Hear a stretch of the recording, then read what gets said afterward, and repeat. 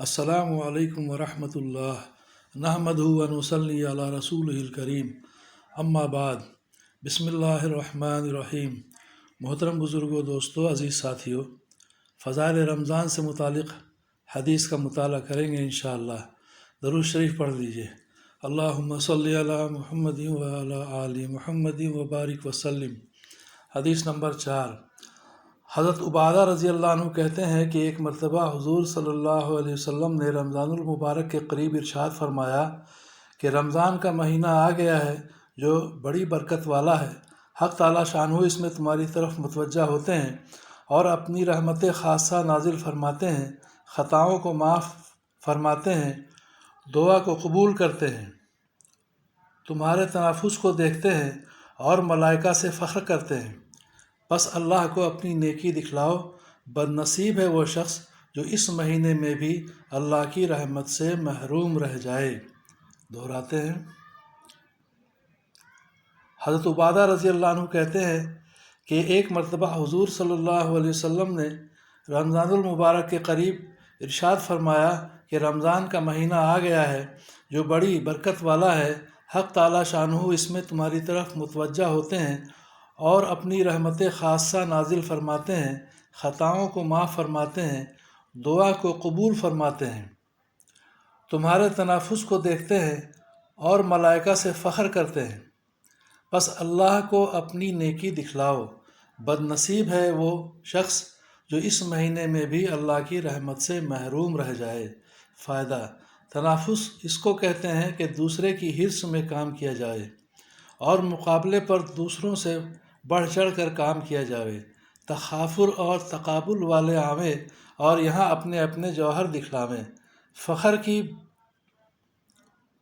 بات نہیں، تحدیث بالنعمہ یعنی نعمت کے شکر کے طور پر لکھتا ہوں۔ اپنی نااہلیت سے خود اگرچہ کچھ نہیں کر سکتا مگر اپنے گھرانے کی عورتوں کو دیکھ کر خوش ہوتا ہوں کہ اکثروں کو اس کا اہتمام رہتا ہے کہ دوسری سے تلاوت میں بڑھ جاوے۔ خانگی کاروبار کے ساتھ 15-20 پارے روزانہ بے تکلف پورے کر لیتی ہیں۔ حق تعالی شانہ اپنی رحمت سے قبول فرماویں اور زیادتی کی توفیق عطا فرماویں، آمین۔ حدیث نمبر 5۔ نبی کریم صلی اللہ علیہ وسلم کا ارشاد ہے کہ رمضان المبارک کی ہر شب و روز میں اللہ کے یہاں سے جہنم کے قیدی چھوڑے جاتے ہیں اور ہر مسلمان کے لیے ہر شب و روز میں ایک دعا ضرور قبول ہوتی ہے۔ دہراتے ہیں۔ نبی کریم صلی اللہ علیہ وسلم کا ارشاد ہے کہ رمضان المبارک کی ہر شب و روز میں اللہ کے یہاں سے جہنم کے قیدی چھوڑے جاتے ہیں اور ہر مسلمان کے لیے ہر شب و روز میں ایک دعا ضرور قبول ہوتی ہے۔ فائدہ: بہت سی روایات میں روزہ دار کی دعا کا قبول ہونا وارد ہوا ہے۔ بعض روایات میں آتا ہے کہ افطار کے وقت دعا قبول ہوتی ہے، مگر ہم لوگ اس وقت کھانے پر اس طرح گرتے ہیں کہ دعا مانگنے کی تو کہاں فرصت، خود افطار کی دعا بھی یاد نہیں رہتی۔ افطار کی مشہور دعا یہ ہے: اللہم لک صمت و بک آمنت و علیک توکلت و علی رزقک افطرت۔ اس کا ترجمہ ہے: اے اللہ، تیرے ہی لیے روزہ رکھا اور تجھی پر ایمان لایا ہوں اور تجھی پر بھروسہ ہے، تیرے ہی رزق سے افطار کرتا ہوں۔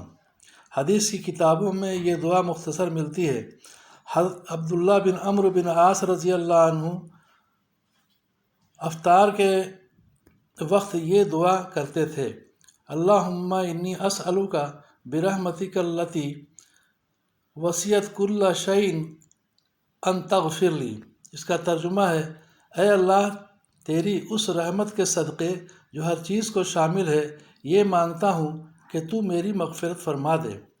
بعض کتب میں خود حضور صلی اللہ علیہ وسلم سے یہ دعا منقول ہے: یا واسع الفضل اغفر لی۔ اس کا ترجمہ ہے: اے وسیع عطا والے، میری مغفرت فرما۔ اور بھی متعدد دعائیں روایات میں وارد ہوئی ہیں مگر کسی دعا کی تخصیص نہیں۔ اجابت دعا کا وقت ہے، اپنی اپنی ضروریات کے لیے دعا فرماویں۔ یاد آ جاوے تو اس سیاکار کو بھی شامل فرما لیں کہ سائل ہوں اور سائل کا حق ہوتا ہے۔ چشمہ فیض سے اگر ایک اشارہ ہو جائے، لطف ہو آپ کا اور کام ہمارا ہو جائے۔ اللہ تعالی ہم سب کو روزے کی تراویح کی قدر نصیب فرمائے اور کہنے سننے سے زیادہ عمل کی توفیق نصیب فرمائے، آمین یا رب العالمین۔